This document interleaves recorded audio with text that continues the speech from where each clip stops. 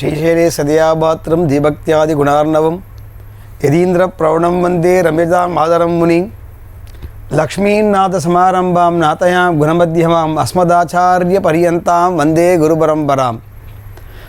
எல்லாம் வல்ல எம்பெருமானுடைய பரங்கருணையினாலே குரோதி வருஷத்தினுடைய மார்கழி மாதம் என்பதான இந்த தனுர் மாசத்திலே மிக விமர்சையாக உலகமெங்கும் ஆன்மீக பெருமக்களாலே கொண்டாடப்படக்கூடிய ஒரு வைபவம் என்பது வைகுந்த ஏகாதசி என்று கொண்டாடப்படுகிற திருவரங்கத்திலே எழுந்தருளி இருக்கக்கூடிய எம்பெருமானை நினைத்து உள்ளம் உருகி பக்தர்கள் அந்த பரமபதம் என்பதான இறைவன் எப்பொழுதும் நித்திய சூரியகளோடு எழுந்தருளி இருக்கக்கூடிய அத்திருவிடத்திலே இந்த ஜீவாத்மாவும் சென்று சேர வேண்டும் என்பதாக இந்த பிறவி எடுத்ததன் பயன் அதுவே என்று எண்ணக்கூடியதான ஒரு திருநாள் இந்த வைகுந்த ஏகாதசி என்பது.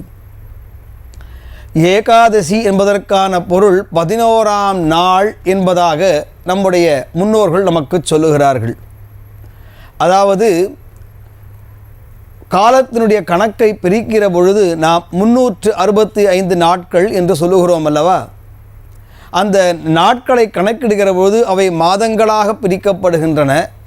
பிறகு அந்த மாதங்கள் சந்திர சூரியனுடைய அடிப்படையிலே பார்க்கிற பொழுது சந்திரனுடைய அமாவாசை என்பதான தோற்றம், பௌர்ணமி என்பதான முழு நிலவு, இந்த இரண்டின் அடிப்படையிலே தான் காலங்கள் பிரிக்கப்படுகின்றது.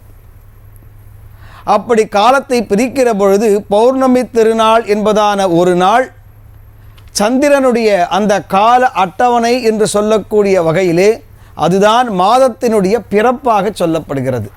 அதாவது அமாவாசையிலே தோன்றுகிற அந்த மாதத்தினுடைய பிறப்பு பௌர்ணமியிலே முழுமை பெற்று மீண்டும் அடுத்த ஒரு மாதம் துவங்குவதாக சொல்லப்படுகிறது. இப்படி மாறி மாறி வரக்கூடிய அந்த 15 நாட்களுக்கு சுக்லபக்ஷம் கிருஷ்ணபக்ஷம் என்பதாக சொல்லுவார்கள். இதிலே வளர்பிறை என்பது சுக்லபக்ஷமாகவும் தேய்பிறை என்பது கிருஷ்ணபக்ஷம் என்பதாகவும் சொல்லப்படுகிறது. அப்படி மாதங்கள் என்று சொல்லக்கூடியதான தனுர் மாசத்திலே மார்கழி என்று சொல்லக்கூடியதான தமிழ் மாதம், அந்த மார்கழி என்பதான தமிழ் மாதத்திற்கான பெயர் எதனாலே ஏற்பட்டது என்றால் இந்த கால அட்டவணையை கூட சந்திரனுடைய கணக்கு என்பதாக ஒரு கணக்கு இருக்கிறது. அதே போல சூரியனுடைய உதயத்தை அடிப்படையாக கொண்ட கணக்கு என்று 2 வகையான காலக்கணக்குகள் இருக்கின்றன. ஆனால் இந்த இரண்டையுமே கடந்தவன் படைத்தவன் இறைவன், அந்த பரபிரம்மமாக இருக்கக்கூடிய திருவரங்கத்திலே எளிமையாக பள்ளி கொண்டிருக்கிறான் பாருங்கள். அவன்தான் இந்த 2 கணக்கையும் வகுத்து கொடுத்தவன்.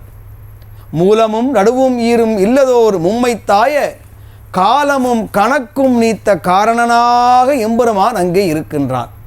இப்படி இந்த காலத்தையும் அதன் கணக்கையும் வகுக்கக்கூடியவனான எம்பெருமான் வளர்பிறை என்று சொல்லக்கூடியதான மிருகசீரிஷா என்று சொல்லுவார்கள் ஒரு நட்சத்திரத்திற்கு. சூரியனுடைய அடிப்படையிலே பார்க்கிற பொழுது, அந்த உதயத்தின் அடிப்படையிலே பார்க்கிற பொழுது இந்த மிருகசீரிஷா என்பதுதான் தமிழிலே மார்கழி என்பதாக சொல்லப்படுகிறது. ராசிகள் பார்க்கிறோமே 12 ராசிகள் என்று சொல்லக்கூடிய வகையில் தான் சந்திரனுடைய அந்த கால அட்டவணை அடிப்படையிலே அது ராசியாக பார்க்கிற பொழுது தனுர் என்று சொல்லக்கூடிய ராசியினுடைய அடிப்படையிலே அந்த தனுர் மாதம் என்பதான மார்கழிக்கு ஒரு சிறப்பு. இப்படி நட்சத்திரத்தின் அடிப்படையிலே பார்க்கிற பொழுதும் சந்திரனுடைய உதயத்தை கணக்கிலே கொண்டு பார்க்கிற பொழுதும் 2 வகையான கால கணக்குகளிலே இணைந்து பார்க்கக்கூடிய ஒரு திருநாள் இந்த வளர்பிறை என்பதான சுக்லபக்ஷத்திலே வரக்கூடிய மார்கழி மாதத்திலே வரக்கூடியதான இந்த 11ஆம் நாள். ஏன் இந்த மாதத்திற்கே இந்த திருநாளுக்கு இவ்வளவு சிறப்பு என்றால், இந்த திருநாளிலே தான் பரமபதத்திலே இருக்கக்கூடியதான எம்பெருமான் தன்னுடைய யோக நித்திரையிலே இருந்து சற்றே தன்னுடைய கடைக்கண்களை சற்றே திறந்து இந்த பூ உலக வாசிகளையும் தனக்கு அணுக்கர்களாக இருக்கக்கூடியதான நித்திய சூரியகளையும் அனுதினம் பார்க்கின்றானாம். அவன் கண் திறக்கிற நாள் இந்த திருநாள் என்பதனாலே அவனுடைய கடைக்கண் பார்வை படுமோ என்பதற்காக 33 கோடி தேவர்கள், நாரதர் முதலான அனைத்து பிரம்ம ரிஷிகளும் அந்த கடைக்கண் பார்வை திறப்பதற்காக அனுதினமும் காலையிலே அங்கே இருப்பார்களாம். இந்த ஏகாதசி திருநாள் என்பது அவன் ஒவ்வொரு நாளும் கண் திறக்கிற நாள். பரமபதத்தின் கூட கணக்குப்படி நமக்கு இது வருஷ கணக்கு. இந்த வருஷ கணக்கு என்பது பரமபதத்திற்கு கிடையாது. ஆனால் இந்த திருநாளிலே அவன் காலையிலே கண் திறக்கின்றானாம். இதை ரொம்ப அழகாக ஆண்டாள் சொல்லுகிறாள். எப்படி இறைவன் தன்னுடைய கண்களை திறந்து தன் அருகிலே இருக்கக்கூடியவனான பக்தர்களை நித்தியசூர்களை எப்படி பார்க்கின்றான். அங்கன்மா ஞாலத்து அரசர் அபிமான பங்கமாய் வந்து நின் பள்ளிக்கட்டிற் கீழே சங்கம் இருப்பார் போலே வந்து தலை பெய்தோம் கிங்கிணிவாய் செய்த தாமரை பூ போலே செங்கண் சிறிதே எம்மேல் விழியாவோ திங்களும் ஆதித்தனும் எழுந்தார் போலே அங்கண் இரண்டும் கொண்டு எங்கள் மேல் நோக்குதியேல் எங்கள் மேல் சாபம் இழிந்து என்று ஆண்டாள் பாடுகிறாள். இப்படி அவனுடைய வாசலிலே முற்றத்திலே இருக்கக்கூடிய அனைவர்களும் அவனுடைய பார்வை பட வேண்டும் என்பதற்காக காத்திருக்கக்கூடிய திருநாள்.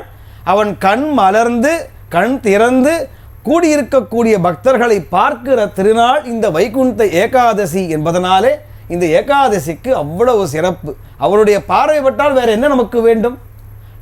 அவனுடைய காருண்யம் நிறைந்த கண்களிலே இருந்து எப்படி பார்க்கிறானாம், எப்படி ஒரு சதங்கையினுடைய அந்த மணியினுடைய அழகு இருக்கு பார்த்தீங்களா, அது மெல்ல மெல்ல திறக்கும், அது பாதி தான் திறந்திருக்கும். அதே போலே கிங்கிணிவாய் செய்த தாமரை பூ போலே செங்கண் சிறிதே கொஞ்சம் கொஞ்சமாக கண்ணை திறந்து பார்க்கிறான். அப்படி பார்க்கிற திருநாள் இது. அவனுடைய ஒரு கண் சந்திரனாக இருக்கிறது, மற்றொரு கண் சூரியனாக இருக்கிறது. பார்த்தீங்களா, காலத்தினுடைய கணக்கும் இதை அடிப்படையாக கொண்டிருக்கிறது. இதை ஆண்டாள் ரொம்ப அழகாக எடுத்திருக்கிறாள் தன்னுடைய பாசுரத்திலே. இப்படி செங்கண் சிறிதே எம்மேல் விழியாவோ திங்களும் ஆதித்தனும் எழுந்தார் போலே அங்கண் இரண்டும் கொண்டு நோக்குகிற திருநாள் என்பதுதான் வைகுண்ட ஏகாதசி திருநாள் என்பது. செய்திகளை உடனுக்குடனும் துல்லியமாகவும் தெரிந்து கொள்ள சப்ஸ்கிரைப் பண்ணுங்க.